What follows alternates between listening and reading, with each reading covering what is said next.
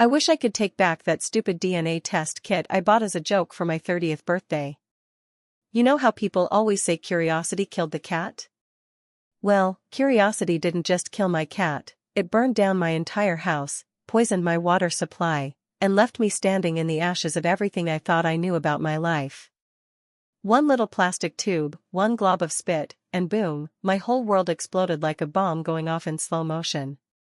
I'm sitting here now, 3 weeks after getting those results, staring at my laptop screen with 2 browser tabs open. One tab shows my father's Facebook page, yeah, my supposedly dead father who's been posting pictures of his barbecue parties and his new kids' soccer games for the past 5 years. The other tab is pulled up to the fraud reporting website for our state's insurance department. My finger keeps hovering over that submit button like it's a loaded gun pointed at my mother's head. But let me back up. Let me tell you how I got here, because this story is so messed up that even I don't believe it sometimes. Growing up, I had what I thought was a pretty normal single-mom household. My dad died when I was 15, heart attack, sudden and terrible, the kind of thing that happens to good men who work too hard and stress too much. At least, that's what Mom told me. She cried at his funeral. She kept his picture on the mantle.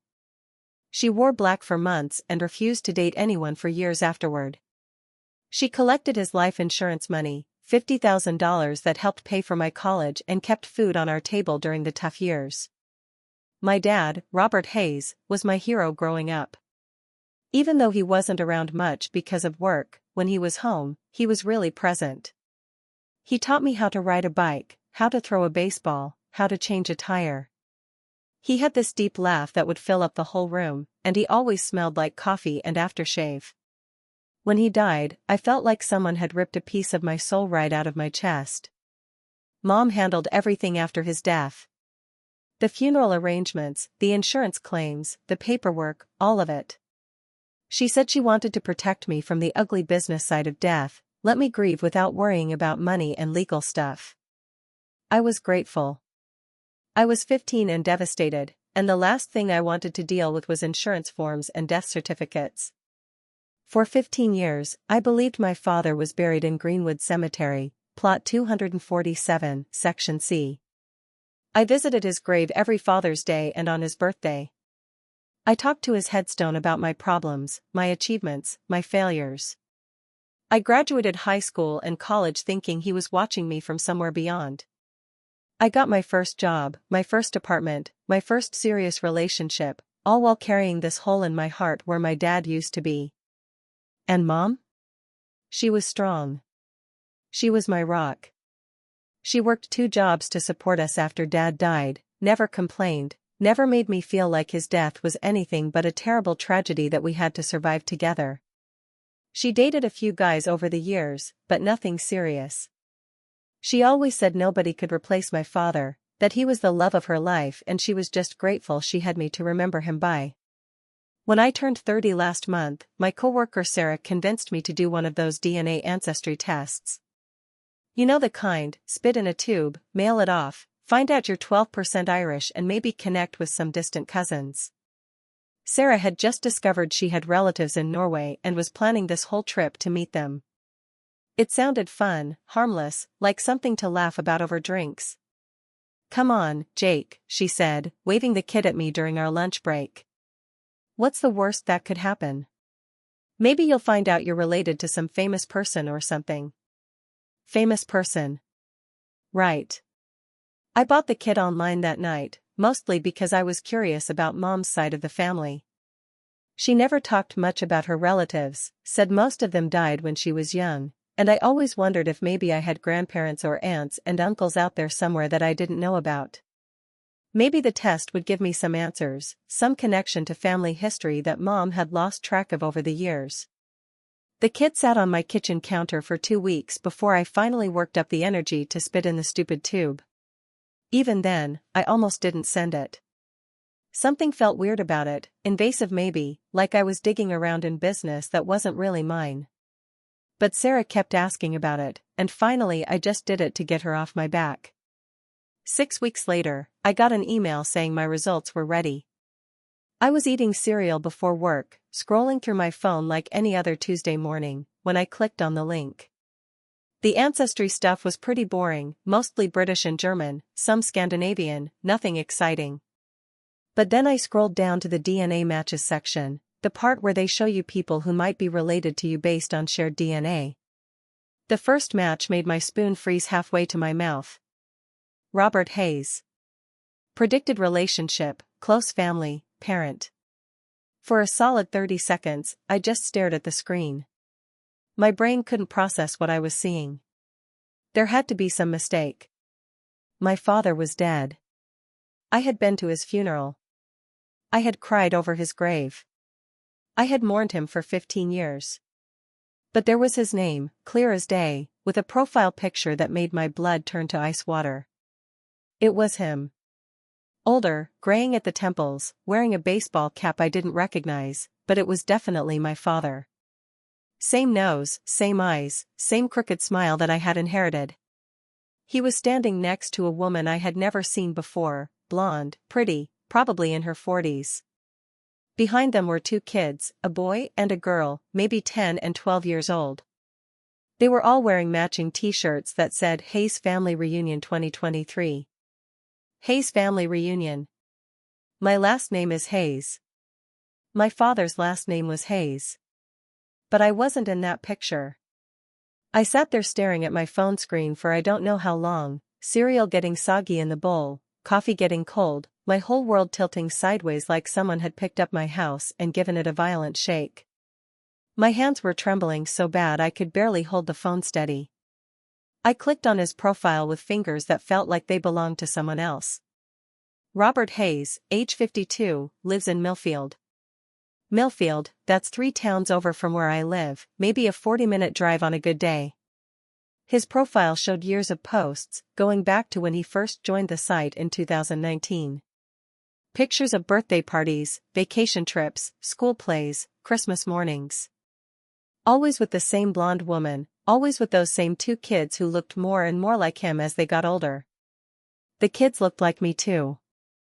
The boy especially, he had my father's eyes, my father's stubborn chin, my father's way of standing with one shoulder slightly higher than the other.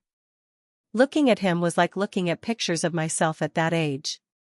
I scrolled back through years of posts, my heart pounding so hard I thought it might burst. There was my father teaching the boy to ride a bike, the same way he had taught me 20 years ago. There was my father at the girls' piano recital, beaming with pride. There was my father on what looked like a father-daughter dance, wearing a tuxedo and looking happier than I had ever seen him. He looked so happy. In every single picture, he looked genuinely, completely happy. And in all those years of posts, going back to 2019, there wasn't a single mention of me. Not one picture, not one comment, not even a throwaway reference to having another son somewhere else. It was like I didn't exist. Like I had never existed. I called in sick to work. I couldn't imagine trying to focus on spreadsheets and meetings when my entire life had just been revealed as a lie. Instead, I drove around aimlessly for hours, my mind racing, trying to make sense of what I had discovered. Maybe it was some kind of identity theft situation. Maybe someone had stolen my father's name and information and was using it to create a fake profile. Maybe the DNA test was wrong, those things aren't always accurate, right? Maybe it was some kind of elaborate scam or mistake or cosmic mix-up that would all make sense once I talked to the right person. But deep down, in the pit of my stomach where the truth lives even when you don't want to admit it, I knew none of those explanations were right. The man in those pictures was my father. The DNA didn't lie. And somehow, some way, my father was alive and living a completely different life just 3 towns away from me. Which meant my mother had been lying to me for 15 years. That night, I sat in my apartment staring at the life insurance documents I had dug out of my old filing cabinet. $50,000, paid out to my mother as the beneficiary when Robert Hayes was declared dead after his sudden heart attack in 2008. I had copies of everything, the death certificate, the insurance payout, the funeral home receipts. All of it looked official, legitimate, real. But how do you fake someone's death? How do you get a death certificate for someone who's still alive? How do you collect life insurance money for someone who's posting pictures of their weekend barbecues on social media? I spent the next 3 days doing research that made me feel like some kind of stalker detective. I drove by the address listed on my father's profile, a nice 2-story house in a quiet neighborhood with a swing set in the backyard and my father's truck in the driveway. The same truck he used to drive when I was a kid, just newer and cleaner. I sat in my car across the street for 2 hours one afternoon, watching that house like I was on some kind of stakeout. Around 4 o'clock, the front door opened and my father walked out, looking exactly like himself except older and wearing clothes I had never seen before. He got in his truck and drove away, and I followed him like a crazy person to a grocery store where I watched him buy milk and bread and frozen dinners through the window. He looked so normal. So alive. So completely not dead. The worst part was seeing him with his new family. I followed them to the boys' baseball game that Saturday, and yes, I know how insane that sounds, but I needed to see it for myself. I sat in the bleachers 3 rows behind them, wearing sunglasses and a baseball cap like some kind of discount private investigator, watching my father cheer for a son who wasn't me. He was a good dad to that kid. Enthusiastic, supportive, present in all the ways he had been present for me before he died. When the boy struck out, my father called out encouragement. When the boy got a hit, my father jumped up and cheered like it was the World Series. At the end of the game, he wrapped that kid in a bear hug and told him how proud he was. It was exactly the same way he used to hug me. Sitting there watching my supposedly dead father be a father to someone else was like getting punched in the chest over and over again. Every cheer, every smile, every moment of obvious love and pride felt like a personal betrayal. This was my father. These were supposed to be my moments. This was supposed to be my life. But instead, I was a stranger in the bleachers, spying on the family I should have been part of. That night, I finally worked up the courage to call my mother. "Hi, honey," she said when she picked up, the same warm voice that had comforted me through every crisis of my childhood. "How was your weekend?" I almost chickened out. Almost pretended everything was normal, asked about her garden and her book club and hung up like nothing had changed. But I couldn't do it. I couldn't pretend anymore. "Mom," I said, and my voice came out rougher than I intended. "I need to ask you something, and I need you to tell me the truth." There was a pause. A long pause that lasted just a beat too long to be natural. "Of course, sweetie. What's wrong? You sound upset. Is Dad really dead?" The silence that followed was the loudest sound I have ever heard. It stretched on, filled with everything she wasn't saying, until finally she cleared her throat. "Jake, what kind of question is that? You know your father died 15 years ago. We went to his funeral together. You helped me pick out his headstone." But her voice was different. Careful. Like she was choosing each word with surgical precision. "I took a DNA test, Mom. I found him on the results. He's alive. He's living in Millfield with a wife and 2 kids, and he's been alive this whole time." Another pause. This one even longer. "That's impossible," she said finally. "There must be some mistake. Those tests aren't always accurate. Maybe it's someone with the same name or a distant relative, or—" "I saw him, Mom. I drove to his house. I watched him at his son's baseball game. It's him. It's definitely him." The third pause was so long I thought she might have hung up on me. When she finally spoke, her voice was barely a whisper. "Can you come over? We need to talk in person." The drive to my mother's house felt like it took forever and no time at all. My hand shook on the steering wheel, and I kept running through all the possible explanations she might give me. Maybe she had been protecting me from something. Maybe there had been some kind of threat or danger that forced my father to fake his death. Maybe there was a reasonable explanation that would make all of this make sense. But when I walked into her living room and saw her sitting on the couch with her hands folded in her lap, looking older and smaller than I had ever seen her, I knew there was no good explanation coming. Sit down, Jake, she said quietly. I sat in the armchair across from her, the same chair I had sat in as a teenager when she gave me talks about grades and curfews and responsibility. The same chair I had sat in when she told me my father was dead. Your father didn't die, she said without looking at me. He left us. The words hit me like a physical blow. I actually felt winded, like someone had knocked the air out of my lungs. He left us when you were 15, she continued, her voice flat and emotionless. He said he wasn't happy. He said he felt trapped.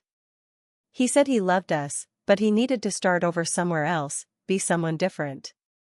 I stared at her, unable to speak, unable to process what she was telling me. He gave me money to help with your college, and he promised he would stay away. He said it would be easier for everyone, especially for you, if you thought he was dead rather than knowing he had abandoned us. So you collected his life insurance money? I finally managed to say. She looked up at me then, and I saw something in her eyes I had never seen before. Shame, maybe. Or defiance. It was hard to tell. He helped me get the death certificate, she said. He had a friend who worked at the county office. It wasn't supposed to hurt anyone. The insurance money was supposed to be like child support, to help raise you. He owed us that much. You committed fraud, Mom. You've been committing fraud for 15 years. I was protecting you, she said, and suddenly there was fire in her voice. Do you think it would have been better for you to know that your father chose to leave? That he decided his family wasn't worth staying for? That he wanted to start over with a clean slate and you weren't part of that slate? I felt like I was drowning. Every word she said made it worse, made the betrayal deeper and more complete. He has other kids now, I said. She nodded. I know. I've kept track of him over the years. I wanted to make sure he was really staying away like he promised. You've been watching him? Not watching. Just keeping track. Making sure he wasn't going to suddenly show up and ruin the life we built without him. The life we built without him. Like he was some kind of obstacle we had overcome together, instead of the person whose absence had shaped every single day of my life for the past 15 years. I mourned him, Mom. I cried over his grave. I missed him every single day. She was crying now, tears streaming down her face. I know, baby. I know, and I'm so sorry. But what was I supposed to do? Tell my 15-year-old son that his father didn't love us enough to stay? Let you grow up knowing you weren't wanted? But I was wanted. I said, standing up because I couldn't sit still anymore. He wanted those other kids. He stayed for them. He's been their father this whole time. That's different, Jake. That's a completely different situation. How is it different? How is it different at all? She didn't have an answer for that. Or maybe she did, but she couldn't say it out loud. Maybe the truth was that my father had learned how to be a better person by the time he started his second family. Maybe he had grown up, figured out what he really wanted, and decided he wanted it with someone who wasn't us. I left her house that night feeling like I had been turned inside out. Everything I thought I knew about my family, my childhood, my father, my mother, all of it was built on lies. My father hadn't died tragically and too young. He had made a choice. He had chosen to leave me and start over with someone else. And my mother had chosen to let me believe he was dead rather than deal with the messy reality of abandonment. For the past 3 weeks, I'd been living in this weird limbo where I don't know what to do with any of this information. I've driven by my father's house a dozen times, but I haven't worked up the courage to knock on his door. What would I even say? Hi, Dad, remember me? Your son from your first life, the one you threw away? I've researched insurance fraud penalties. In our state, it's a felony. My mother could go to prison. She could lose her house, her job, everything. The insurance company would probably come after her for the money, plus interest and penalties. Her life would be destroyed. But she destroyed my life first, didn't she? She stole 15 years of truth from me. She let me grieve a man who was alive and happy somewhere else. She let me carry the weight of loss and sadness and father-shaped hole in my heart when she could have told me the truth. Except maybe the truth would have been worse. Maybe knowing that my father chose to leave would have broken me in ways that thinking he died couldn't. Maybe my mother was trying to protect me from something even more painful than death. Or maybe she was protecting herself. Maybe it was easier to be the widow than the woman who got left behind. Maybe it was easier to collect sympathy and insurance money than to deal with the shame and judgment that comes with being abandoned. I don't know. I honestly don't know anymore. What I do know is that I'm 30 years old and I don't know who I am anymore. The story I've been telling myself about my life for the past 15 years is completely wrong. My foundation is gone. Everything I built on top of it, my understanding of love, loss, family, loyalty, truth, all of it is crumbling. I keep thinking about those kids in my father's Facebook pictures. His real kids, the ones he chose to stay for. Do they know about me? Do they know their father had another son somewhere else, a son he walked away from? Or did he erase me completely from his new life, the way he erased himself from mine? And what about his wife? Does she know she's married to a man who's legally dead in another state? Does she know about the insurance fraud, or is she innocent in all this too? The more I think about it, the more people this web of lies has tangled up. It's not just me and my mother anymore. It's my father's new family, the insurance company, probably a bunch of government officials who processed fake paperwork. How many people's lives would explode if I reported this?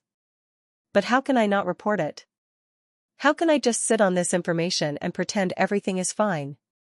My mother committed a felony. She's been stealing money for 15 years. She built our entire relationship on a foundation of lies. And my father is living a happy life while I've been mourning him like he was some kind of tragic hero. I pulled up the fraud reporting website again tonight. I filled out the form 3 different times and deleted it 3 different times. Each time I get to the part where I have to describe the fraudulent activity, I think about my mother sitting in a prison cell, and I can't do it. She's the only parent I thought I had left. She raised me, supported me, loved me through everything. How can I be the one to destroy her life? But then I think about my father's Facebook page, about those pictures of him being happy with his replacement family, about the 15 years of lies I've been living, and I get so angry I can barely see straight. Someone should pay for this. Someone should face consequences for turning my entire life into a lie. I just don't know if I'm strong enough to be the one who makes that happen. Maybe tomorrow I'll finally submit that form. Maybe tomorrow I'll drive to my father's house and knock on his door and demand an explanation. Maybe tomorrow I'll find the courage to blow up everyone's life in the name of truth and justice. Or maybe tomorrow I'll delete the form again, block my father's social media profiles, and try to figure out how to build a new life on top of the ruins of the old one. Right now, sitting here at 2 a.m. with my laptop open and my heart broken, I honestly don't know which choice makes me a better person. Is it better to expose the truth even if it destroys innocent people? Or is it better to protect the people you love even when they've hurt you beyond measure? All I know for sure is that I wish I had never taken that stupid DNA test. Some truths are too big to carry, too heavy to hold, too sharp to handle without cutting yourself to pieces. But now that I know the truth, I can't unknow it. I can't go back to being the man who mourned his dead father and trusted his grieving mother. That man is gone, and I'm not sure who I'm supposed to be instead. I guess I'm about to find out.